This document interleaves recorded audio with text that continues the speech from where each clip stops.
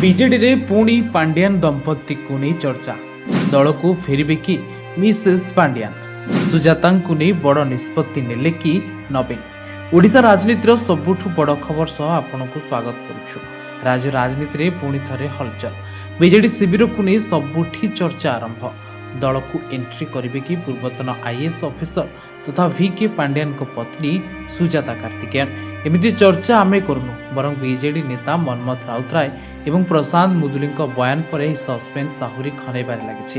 ତାହେଲେ କ'ଣ ପଞ୍ଚାୟତ ନିର୍ବାଚନ ପୂର୍ବରୁ ବିଜେଡି କୌଣସି ବଡ଼ ରଣନୀତି ପ୍ରସ୍ତୁତ କରୁଛି? ନବୀନ ପଟ୍ଟନାୟକ ଜୁନ୍ 10 ତାରିଖରେ ଗୁରୁତ୍ୱପୂର୍ଣ୍ଣ ବୈଠକ ପୂର୍ବରୁ କାହିଁକି ବଢ଼ୁଛି ଏମିତି ଚର୍ଚ୍ଚା? ଓଡ଼ିଶା ରାଜନୀତିରେ ପାଣିପାଗ କେତେବେଳେ କେଉଁ ମୋଡ଼ ନେବ ତାହା କେହି କହିପାରିବେ ନାହିଁ। ନିର୍ବାଚନ ସରିବାର ବର୍ଷେ ପରେ ପୁଣି ଥରେ ଚର୍ଚ୍ଚାର କେନ୍ଦ୍ରବିନ୍ଦୁ ସାଜିଛନ୍ତି ପାଣ୍ଡିଆନ ପରିବାର। ଚର୍ଚ୍ଚା ହେଉଛି ବିଜେଡିରେ ସୁଜାତା କାର୍ତ୍ତିକେୟନଙ୍କ ଏଣ୍ଟ୍ରି ପ୍ରାୟତଃ ସ୍ପଷ୍ଟ ହୋଇଛି। ନେତା ମନ୍ମଥ ରାଉତରାୟଙ୍କ ଦାବି ଅନୁସାରେ ସୁଜାତା ବିଜେଡିରେ ଯୋଗ ଦେବା ନେଇ କୌଣସି ସନ୍ଦେହ ନାହିଁ। ଦଳର ସୁପ୍ରିମୋ ନବୀନ ପଟ୍ଟନାୟକ ଏଥିପାଇଁ ସହମତି ପ୍ରକାଶ କରିଛନ୍ତି। ଖାଲି ମନ୍ମଥ ନୁହନ୍ତି, ବରଂ ବରିଷ୍ଠ ନେତା ପ୍ରଶାନ୍ତ ମୁଦୁଲି ମଧ୍ୟ ସୁଜାତାଙ୍କ ଆଗମନକୁ ସ୍ୱାଗତ କରିଛନ୍ତି।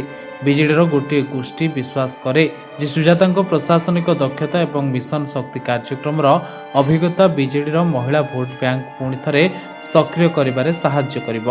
ବିଶେଷ କରି ଆଗକୁ ଆସୁଥିବା ପଞ୍ଚାୟତ ନିର୍ବାଚନ ପୂର୍ବରୁ ଦଳକୁ ଜଣେ ଦକ୍ଷ ସଂଗଠକର ଆବଶ୍ୟକତା ରହିଛି।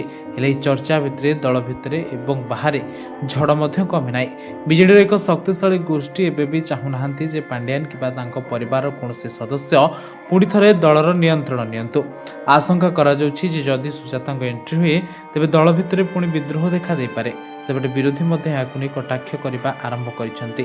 କିଛି ରାଜନୈତିକ ସମୀକ୍ଷକଙ୍କ ମତରେ ଯଦି ସୁଜାତାଙ୍କୁ ଆଗକୁ ଅଣାଯାଏ ତେବେ 2024ରେ ଭୁଲ କରିଥିଲା ତାର ପୁନରାବୃତ୍ତି ହୋଇପାରେ। ସୁଜାତାଙ୍କ ଏଣ୍ଟ୍ରିକୁ ନେଇ ଚର୍ଚ୍ଚା ଯେତିକି ଜୋର ଧରୁଛି, ସସ୍ପେନ୍ସ ମଧ୍ୟ ସେତିକି ବଢ଼ୁଛି। କାରଣ ଏପର୍ଯ୍ୟନ୍ତ ନା ସୁଜାତା କାର୍ତ୍ତିକେୟନ ନିଜେ କିଛି କହିଛନ୍ତି, ନା ବିଜେଡି ସୁପ୍ରିମୋ ନବୀନ ପଟ୍ଟନାୟକ ଏହା ଉପରେ କୌଣସି ସୂଚନା ଦେଇଛନ୍ତି।